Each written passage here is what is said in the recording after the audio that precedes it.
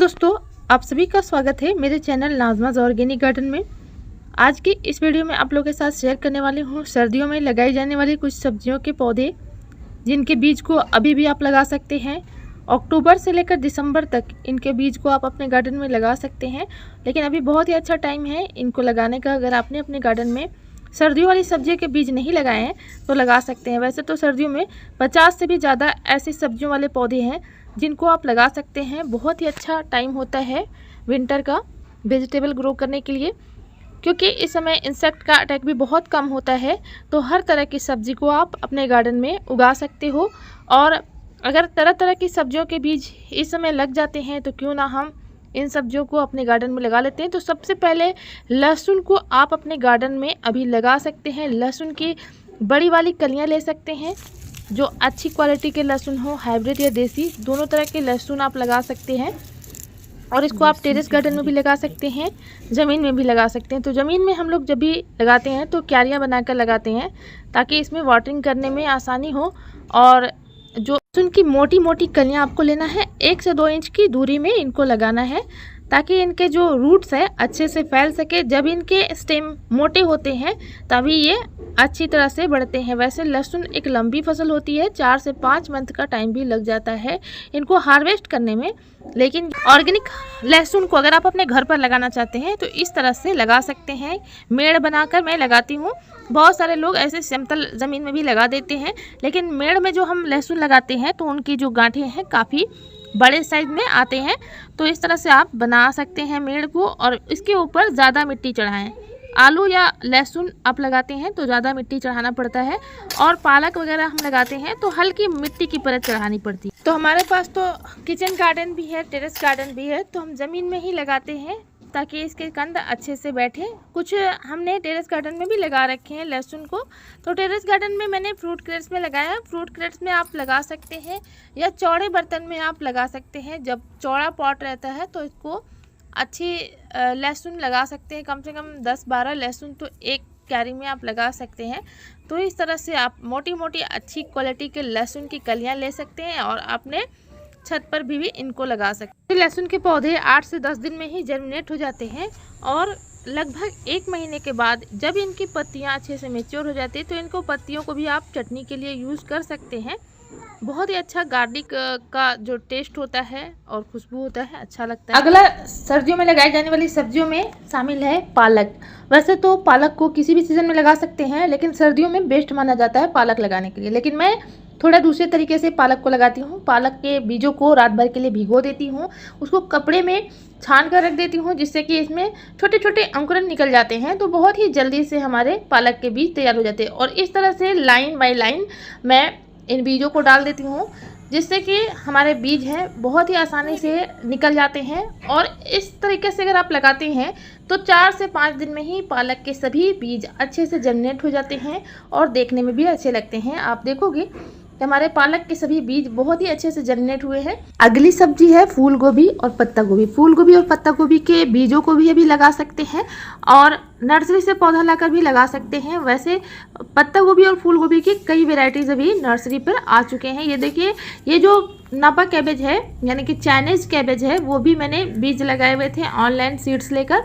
तो इनके भी पौधे मैंने लगाए हैं। रेड कैबेज की भी सीड्स लगाए हुए थे, तो उनके भी पौधों को मैंने लगा दिया है। तो इन सभी पौधों को आप लगा सकते हैं। एकदम वेल ड्रेन्ड मिट्टी इसके लिए रखें। बहुत ज़्यादा पानी का जमा होने पर इनके पौधे गलने शुरू हो जाते हैं और ख़राब हो जाते हैं। तो इस तरह से इनको लगा सकते हैं। मैंने इस बास्केट में ही डाल दिए थे इनके बीज, और बहुत ही अच्छे से जर्मिनेट हो गए। जब इनके रूट अच्छे से डेवलप हो जाए तब आप इनको ट्रांसप्लांट कर सकते हैं। 4 से 6 पत्ती आने के बाद ही इनको ट्रांसप्लांट कर लें। तो इस तरह से मैंने इनको रूट समेत निकाल लिया है और पौधों को लगा दिया है। 8 से 10 इंच की दूरी में आप पत्ता गोभी और फूल गोभी को लगा सकते हैं। तो ये सभी मैं निकाल रही हूँ और इसको क्यारियों में लगा दूँगी। अगला आप धनिया को भी इस समय लगा सकते हैं। धनिया भी सर्दियों का बहुत ही अच्छा सब्जी होता है। तो इसको लगाने के लिए आपको धनिया के बीजों को ले लेना है और उसको 2 टुकड़ों में तोड़ लेना है। हल्के से आपको किसी बर्तन से प्रेस करना है, जिससे कि इसके 2 टुकड़े ही हो जाए। इसके बाद आप पानी में इनको भिगो सकते हैं। आप यहाँ पर देखिए, मैंने ग्लास में पानी ले लिया है।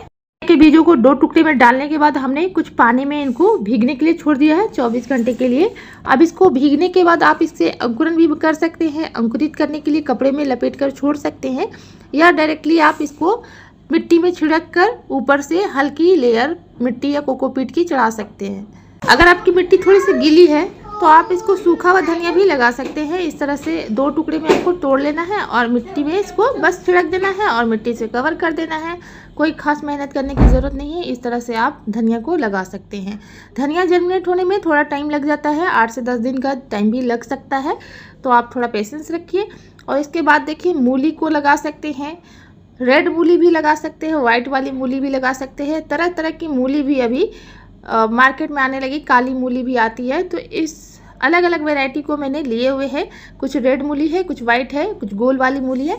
तो ये सभी के बीज भी मैंने इनमें भीगने के लिए छोड़ दिया है। जब हम इनको भीगने के लिए छोड़ते हैं तो बहुत ही जल्दी इनका जर्मिनेशन होता है। और मटर के भी कुछ हमने बीज ले लिए हैं और मटर को भी भीगने के लिए रात भर के बाद हमारे मटर के बीज भीग जाते हैं।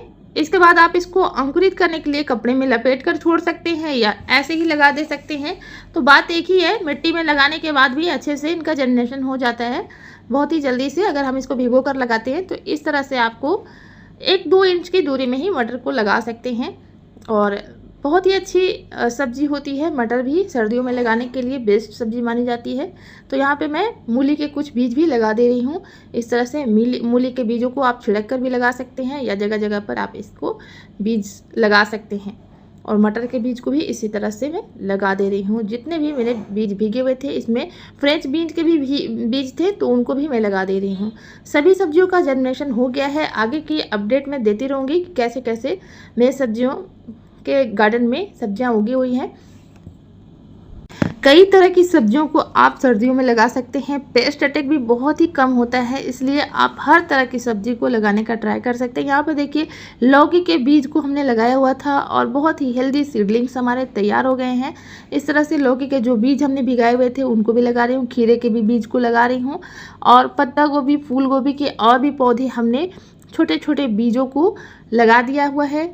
और एक सब्जी हमारी हो जाएगी, उसके बाद दूसरी क्रॉप ही हम लेंगे। इसी तरह से आप सब्जियों की हार्वेस्टिंग ले सकते हो सर्दियों में और अपने गार्डन में।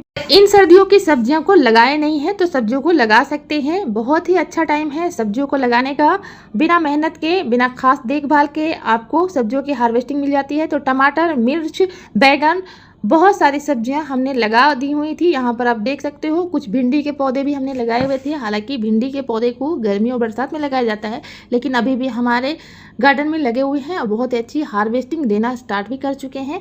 तो इनको भी आप अपने गार्डन में लगा सकते हैं। बहुत सारी सब्जियों को आप अपने गार्डन में ऐड कर सकते हो।